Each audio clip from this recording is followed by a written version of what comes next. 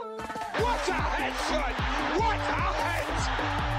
How's it, guys? This is Dayvy, FPL, and welcome back to the Fantasy Premier League video here on my channel. Now I'm coming at you guys hot off the press. Official announcements have just been made about the postponements for Game Week 8, and that's why I'm comfortable running you guys through my transfer plan for the upcoming game week. So as I said, FPL have just dropped the postponements, what fixtures are going to be postponed. Don't worry, we'll be going through all of that good stuff in the video. The start of this video will basically be all those announcements, what that kind of means for our own team, our chip strategy. We'll be using the free at the wild card. It all comes down to kind of these fixtures, and then later on I'll be taking you guys through my current team selection and therefore that transfer plan that relates to my chip strategy. So will we be using the wild card, the free hit, or kind of just free transfers? As I always say, on a blank game week, hits are half price off. They only cost -2 points, and therefore might actually take one or two of them for the upcoming game week 8. So first of all, let me know in the comments down below what you guys are doing. Are you wildcarding? Are you using the free hit? Or will you be using free transfers and therefore taking a couple hits? But without further ado, sit back, relax, and let's get into this transfer plan.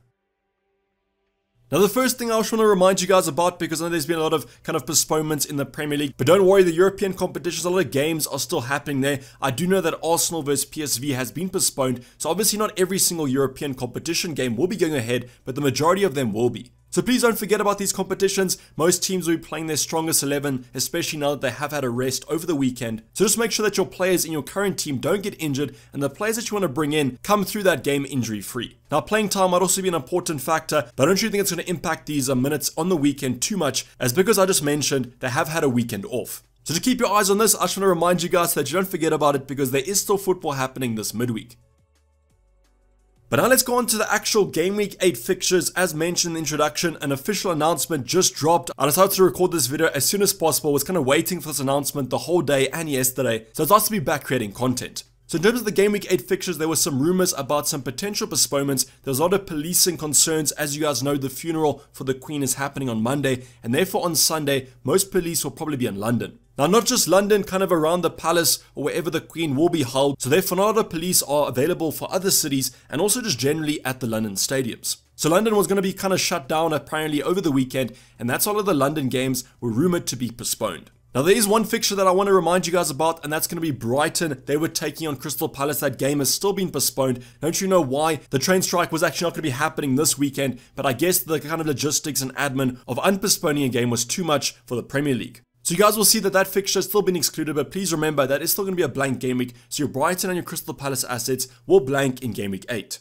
Now the official announcement from the Premier League, from FPL, all the kind of legit sources, is that there will be two postponements happening in Game Week 8. The first one is going to be United vs Leeds. So this game for me was one of those games I was really looking forward to. If you remember my transfer plan on my team selection last week, I was talking about potentially taking a punt on a Rashford or someone like a Bruno Fernandes in place of Salah. Now that's kind of gone away. There's going to be no punts in this fixture, even though it was quite a nice one. Now if you guys do own those assets, obviously they're going to blank in Game Week 8, and if you are wildcarding, just maybe consider not going for them. But probably the bigger postponement, and I know a lot of us do own these Liverpool assets, these Chelsea assets, is going to be that Chelsea vs Liverpool game, and that's also officially been postponed. And this was probably the most likely game to actually be postponed for Game Week 8, as it was happening at the latest kind of time as well in London. So if you guys are like me, I own a Cucurella, a Reece James, I then own a Liverpool triple up, so 5 options immediately wiped out of my starting 11, and that's how we almost have to use a chip in Game Week 8. Now there might be some upcoming postponements, but I don't believe so. I think the Friday and Saturday games should be perfectly fine. Then you also have those games on Sunday that should also go ahead.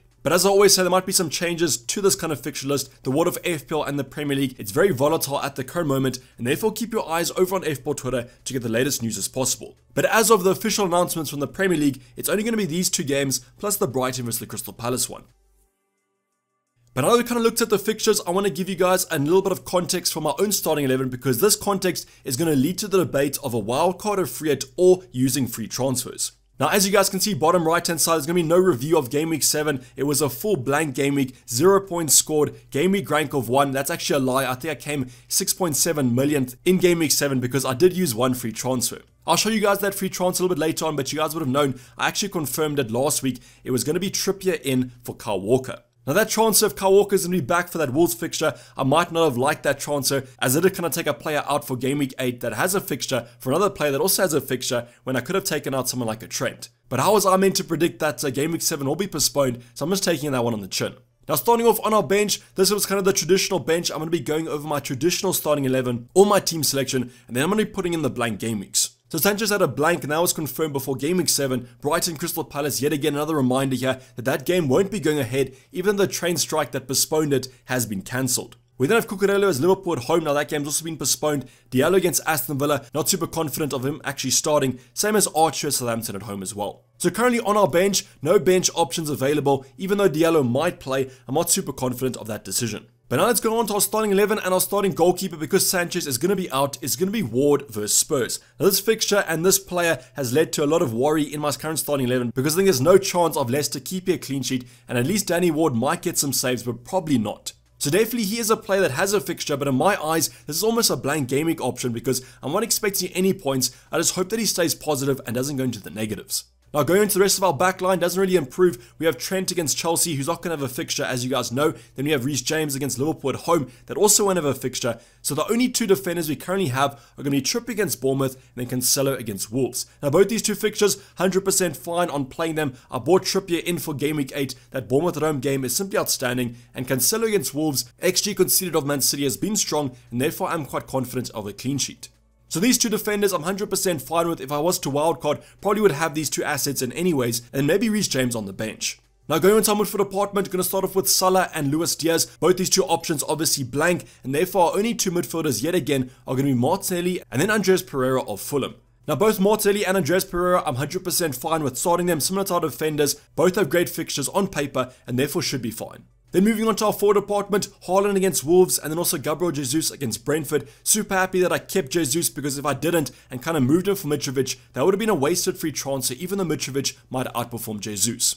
So on Twitter I mentioned earlier on that some people didn't really understand this, why I said I was happy that I kept Jesus, simply because I have a lot of other blank game week players and to take a player with a fixture out for another player with a fixture, even though they might outperform them, is seen as kind of a wasted free transfer. So as you guys can see on screen right now, my full starting 11, but let's take those fixtures away of those teams that are currently blank. So boom, you guys can see the Liverpool game's off, the Chelsea game's off, and then the Brighton vs Crystal Palace game is also still off. So let's count 1, 2, 3, 4, 5, 6, 7 players in my current starting 11. Yes, I do have Diallo and also Archer on my bench, but I'm not really confident of those two players starting. So therefore, I only have 7 players for Game Week 8. So if I was to get a full starting 11, that would be 4 free transfers and therefore a -8 hit. Now I want to remind you guys yet again about the kind of transfers, and because I said they're half price off in the introduction, what I mean there is that if you guys do take out a blank game week player, they're going to get 0 points anyway, so the player that you bring in should theoretically get you 2 appearance points. Let's just hope if you bring in a kind of Leicester defender, they might go negative, so I wouldn't do that,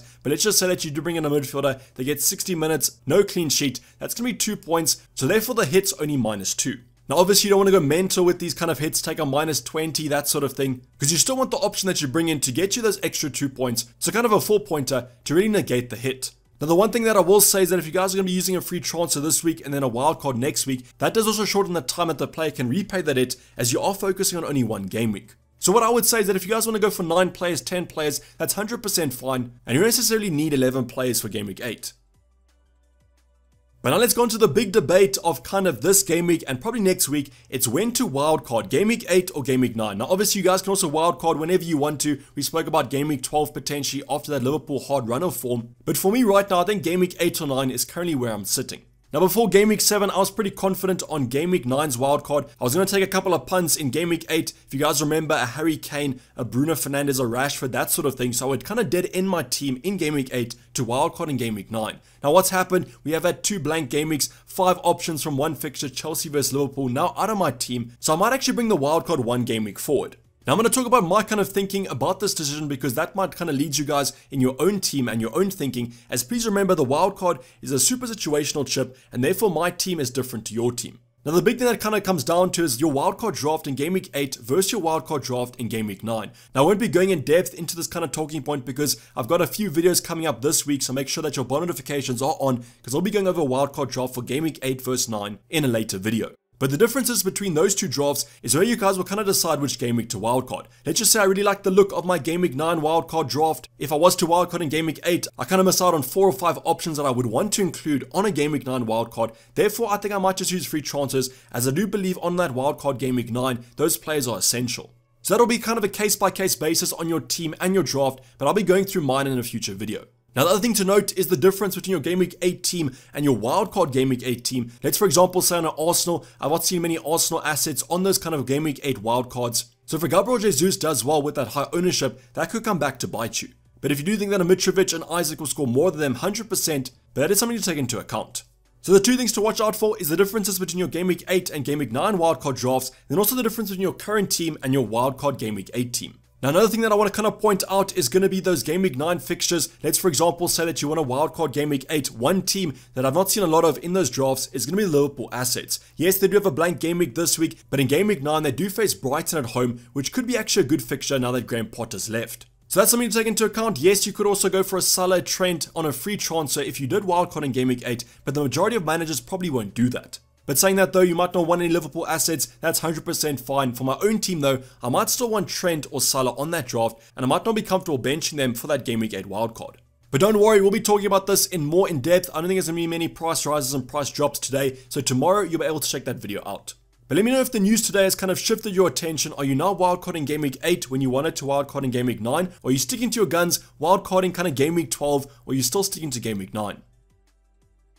Now the next talking point I wanted to go over is going to be my transfer plan, because I already mentioned I could wildcard, I could free it, or I could use free transfers. So I'm not going to focus on the free it for this transfer plan because it doesn't really fit too well. I think the wildcard versus the free transfers fits better for the transfer plan video. But if you guys do want a free it draft video, comment it down below. So in terms of the free transfers, as I mentioned, I've got 7 active players of players that I'm kind of confident in for Game Week 8. And therefore I need to make 4 transfers to get a full starting 11. I obviously don't need a full starting 11. I could go for 9 players, 10 players, that sort of thing. But let's just stick to the 4 transfer plan. So that would be a -8 hit, -4 if these players do get 2 appearance points. And I might actually be confident in this transfer plan to get me more than the hits.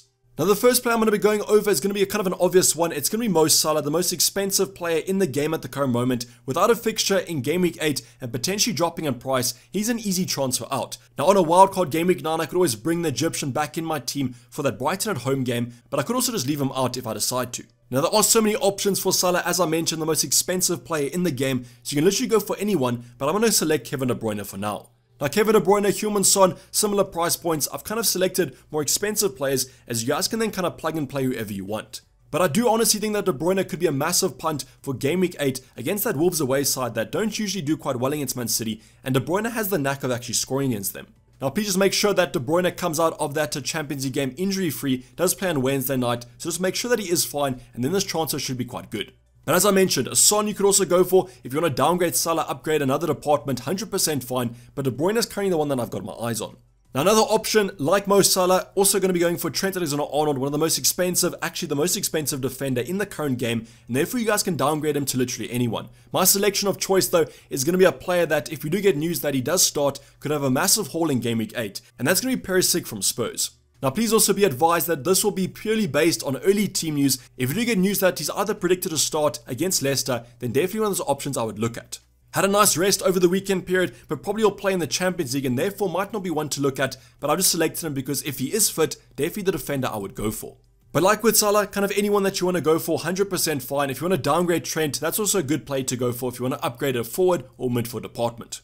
Now another kind of no-brainer option heading into Game Week 8 is to get a third forward, because the third forward options have great kind of stats, great value, and also great fixtures. Now there are 2 on my horizon. It's going to be Mitrovic against Nottingham Forest away, and then Isaac against Bournemouth at home. Now I've actually gone for Isaac because 1, he is more expensive, so if you guys want to go for Mitrovic, you'll also be able to afford him, but I just feel like Isaac against Bournemouth at home has a more kind of haul potential than Mitrovic against Nottingham Forest away. You guys might agree with me, might disagree with me, 100% fine, but I do just favour Isaac slightly. The nice thing then is if I wildcard in Game Week 9, can take Isaac out, can bring Mitrovic back in, but for a 1-week punt, who would you guys go for, Isaac or Mitrovic?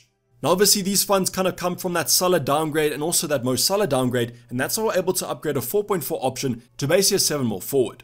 Now because of those kind of downgrades of Salah and then also Trent, I'm going to be keeping the next Liverpool asset at a kind of constant price. It's going to be Luis Diaz out for Saka from Arsenal. Now as with all the previous options, because they're so expensive, you guys can go for anyone cheaper, but I do actually favour Saka as Brentford haven't been defending that well recently. Now Saka scored in Game Week 6, seems like kind of an age ago, but I do think I favour that Arsenal attack. The stats look strong. As I mentioned, Brentford aren't defending to the best of their abilities, and that's why I think a triple up on that Arsenal attack could be the play to go for, at least as a punt.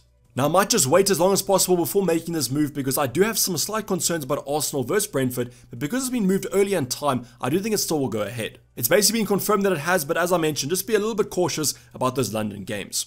So these 4 transfers would then take me to a starting 11, but as I mentioned, a -8 hit might not be that optimal, and therefore I might only go for kind of 3 out of these 4. But let me know what you guys think about these transfers down below, and I will update them when I talk about my team selection later on this week. Now the last transfer I wanted to go for is more of a punt, and as I mentioned in my team selection last week, I could potentially want to captain a Spurs asset. I just believe that Leicester game is simply outstanding, but there have been some concerns about Heung-min Son now that Richarlison's showing some good form. So obviously then I would go for the main man Harry Kane up front, and therefore the transfer would be Archer out for Harry Kane. Now I would probably only do this move if I want to captain Harry Kane, and with Haaland currently rested over this last weekend, I might not want to go against that effective ownership, but I wanted to put this out there. If you guys want to take a punt in game week 8, I think this might be the play to go for. But as you guys can see, I've got kind of a transfer plan of either wildcarding or using 3 or 4 transfers to get me about that starting 10 or starting 11. Let me know what you guys think in the comments down below, and please also drop your kind of plans. Are you using free transfers, are you using hits, or are you using the wildcard or the free hit?